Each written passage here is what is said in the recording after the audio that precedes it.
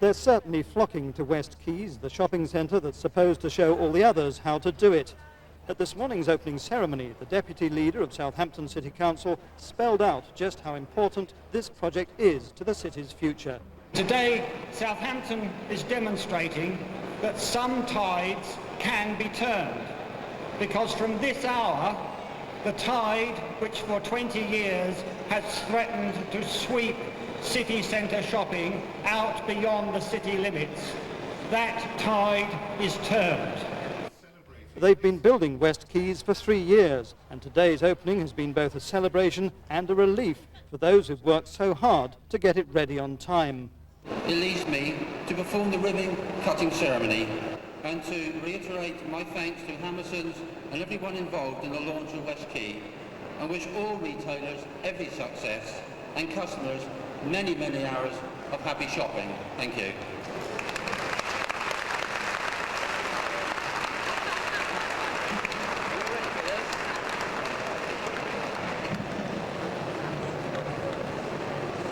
So long ribbon to cut, declare shopping centre open.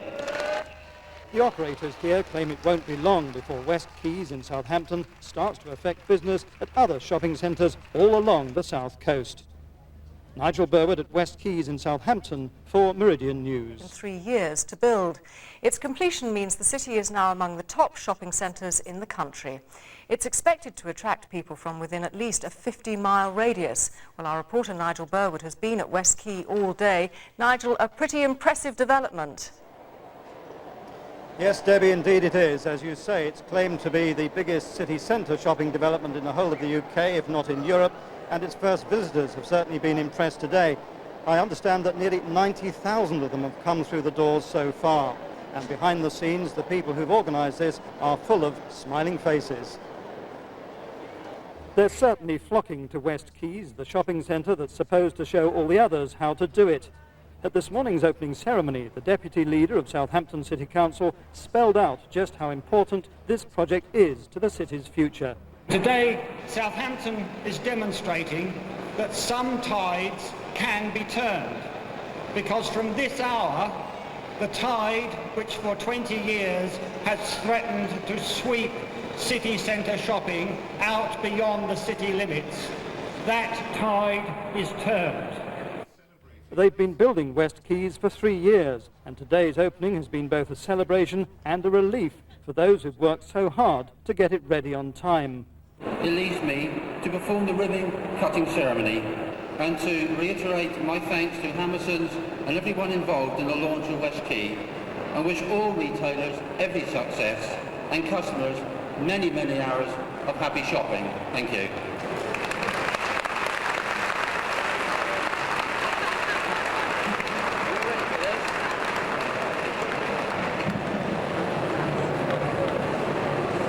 So long ribbon to cut, declare shopping centre open. The operators here claim it won't be long before West Quays in Southampton starts to affect business at other shopping centres all along the south coast. Yes, well, joining me now live at West Quay is Vanessa Forster. Vanessa, you're a director of the developers who've put this whole thing together.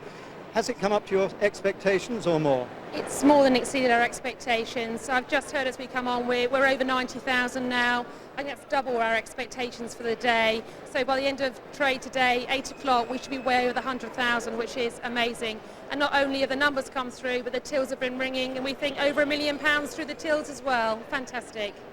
To me, that's a little surprising, because surely people are getting a bit jaded with shopping centres now. What's new about this place? I think this one is really special. It's really got the wow factor. It's been designed to really, really give people a great environment. And, you know, the proof of the pudding is here to be seen. And we've gone for those little extra things. You've got the tenant lineup, which is exceptional. You've got John Lewis and Marks and Spencer's and those flagship stores. But also you've got the public art, you've got the food terrace and the customer service desks and the touchscreens. Are they making money though? Is it just people looking round? I've spoken to a number of retailers today, and without exception, the trading figures have way exceeded their expectations. Vanessa, thank you very much indeed. Well now, while they've been celebrating here in Southampton a new era of retail trade, along the coast in Brighton, nearly 200 years of shopping history are sadly coming to an end. Malcolm Shaw now reports on the closure of Hannington's department store. They call it the Harrods of the South, the kind of shop where you can buy just about anything and where personal service comes first. Hannington's in Brighton has been a landmark in the town for almost 2 centuries, but now the family-owned department store is set to close, to the horror of its many loyal customers. It's the last really good class store in the whole area. It's a sort of feature of the town, isn't it, really? I think the staff are very friendly, very informative. There's a good selection of most things. More than 200 staff are to lose their jobs. Some have been here all their working lives. Hannington's is a good name, and that'll help us in our search for elsewhere to work here. I've worked here 17 years, and although we all knew it was going to happen, because there'd been lots of rumours that the store was closing, we are all very sad when we heard yesterday. The shop has been sold to a property firm in London. It's thought the sprawling building in North Street will be split up and let to separate businesses after it closes sometime next year. But until then, it's business as usual. Our aim as a management team here is to ensure that everybody who leaves has a job to go to. Hannington started life as a draper's, but with a prime position near the Royal Pavilion, it quickly grew into the largest shop in the town. Even wartime bombs couldn't put it out of business. Unlike some other traditional retailers, Hannington's has remained profitable despite intense competition, and many will mourn its passing. Malcolm Shaw in Brighton for Meridian Tonight. A sad story from Brighton, but here at West Quay in Southampton, business is booming. I understand they expect to top the 100,000 mark before the end of today's trading, and if you look across, there's plenty of people still coming in, as you can see. Nigel Burwood, thank you very much. Hope he hasn't taken his credit card with him. Dangerous assignment. We'll go back there a bit later. Thank you, Carl, very much indeed. Well, let's now return quickly to Nigel Burwood at the brand new West Quay Shopping Development at Southampton. Nigel, the day's business shortly drawing to a close. First impressions, please. It's been absolutely amazing, Fred. The developers and the retailers here are even surprised that their own expectations have been exceeded. One big store hit its target by 2 o'clock this afternoon, much better than expected. If we look over there, we can still see people are still streaming in. 91,000 so far, I'm told, but trading goes on till 8 o'clock tonight, so by then they should have hit the 100,000 mark, which will leave a lot of very happy people here. So just to sum up, Fred, all we can say is a fantastic day for West Quay Shopping Development. Still looking very busy there. Thank you very much, Nigel. Well, that's all from us this evening. Sue Greenfield has the late news at 11:20. She's been itching all day to get down there, by the way. To do some shopping? Yeah, she has indeed. We've probably saved her a small fortune. You're probably right. We're back at 6 tomorrow. Hope you can join us then. For now, good night. Good night to you. Bye-bye.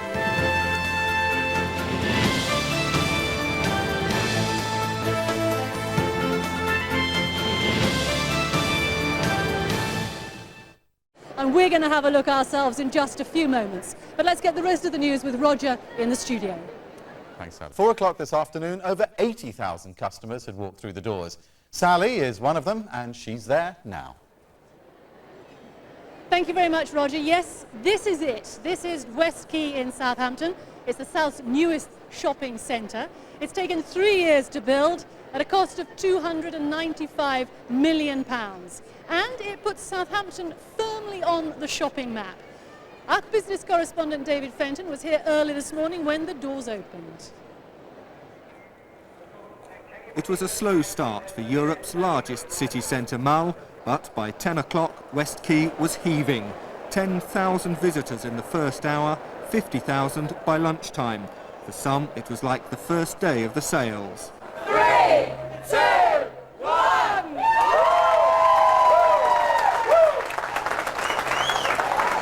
It's such a buzz. For me, being a floor manager, seeing my floor this busy, it's fantastic. Really good. Shoppers came from all over the south, from Bournemouth, Portsmouth and Reading, to see what West Quay has to offer. Well, I think it's a credit to Southampton. I hope everybody else feels the same. It looks brilliant, you know, I just can't believe it. Real leather. It's great, I like it. Very huge. This centre has created 3,500 new jobs, and is expected to bring up to £200 million a year into the local economy, doing for Southampton what the Oracle Centre has done for Reading. The Oracle has been a huge success without damaging the high street. This Pizza Hut is the busiest in southern England. The success of the Oracle Centre has helped us to trade very well. I think you are very reliant in these locations on the shopping centre itself being successful. If people come to the shopping centre, we're ideally positioned here to offer great pizzas and great times. West Quay will be hoping for similar success stories. In national shopping terms, Southampton today has gone from number 27 straight to the Premier League, straight up there at number 12 with Edinburgh, Cardiff and Bristol, and I think that's so important for Southampton, but actually very important for the region.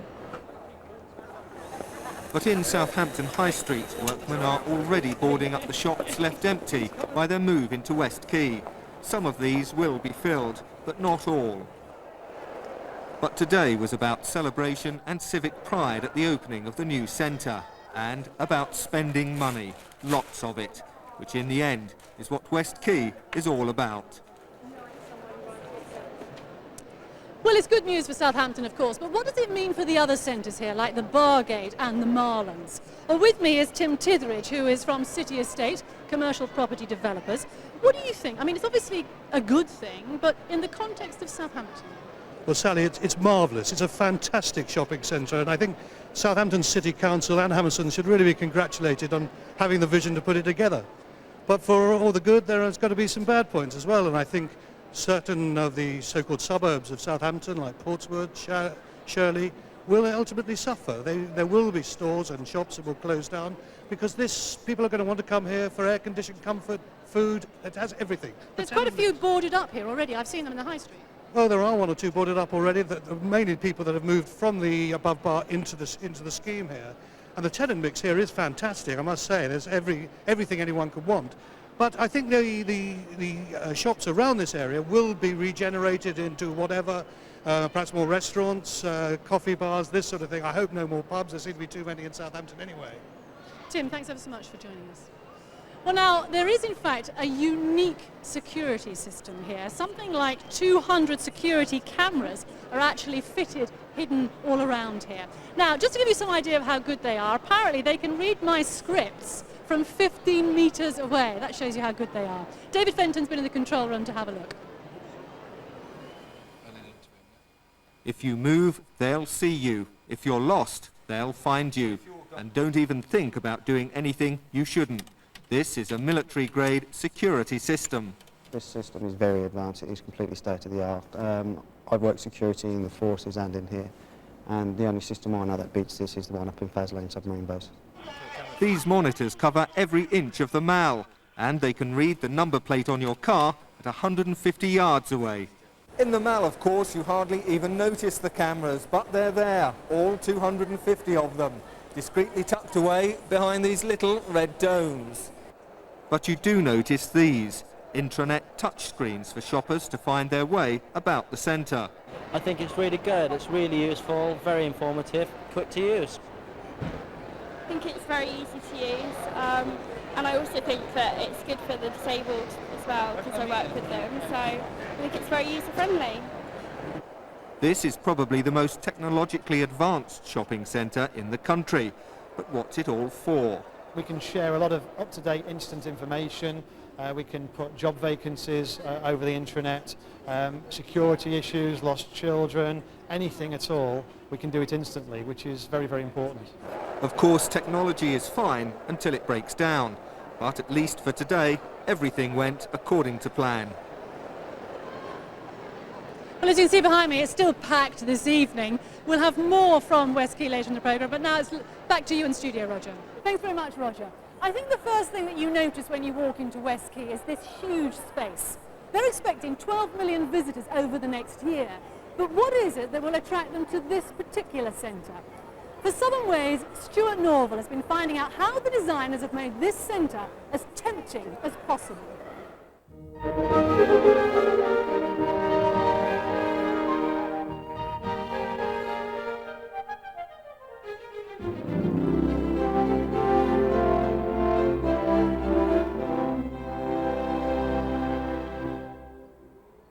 Just look at these pictures. Way above the city of Southampton, this shows the sheer scale of West Quay. Hi-ho! Hi-ho! Hi-ho! Hi-ho! Hi-ho! Hi-ho! It's home from earth we go. Well, it might look fantastic now, but just a few days ago, West Quay was still being built. But why has it been built like it has? Vanessa Forster from the developers Hammersons took me on a guided tour. It's the first time that Southampton's had an environment like this, where people can be protected from the elements, and there's an events area, there's more seating, there's public art in this lovely, beautiful, great dynamic space. It is enormous. It is enormous, and the whole design concept is that where you stand, you can see as much of the shopping centre as possible. Well, that's the official line, but why has it really been designed like it has? Gary Akehurst is a marketing expert at the University of Portsmouth. I think it was Napoleon who said that England is a nation of shopkeepers. I think if he looked at this, he'd say, Josephine, tonight we're going shopping. But why has it been done like this? The whole idea really is to reproduce that high street within one cover and for people to come here, to spend time here, to go from shop to shop. And the idea is to keep them here for as long as possible.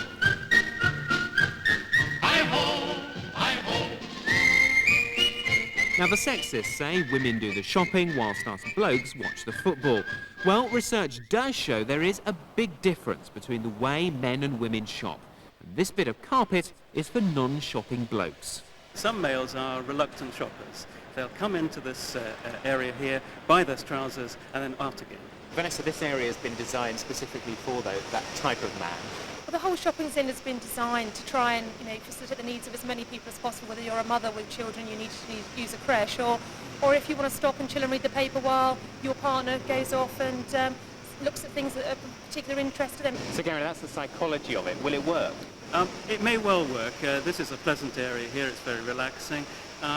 As a male, however, I have a feeling that half an hour may read some newspapers, but I'll be itching to move again. Hi-ho, it's home from earth we go. So, Vanessa, this is the food terrace. Tell me what the idea behind this is.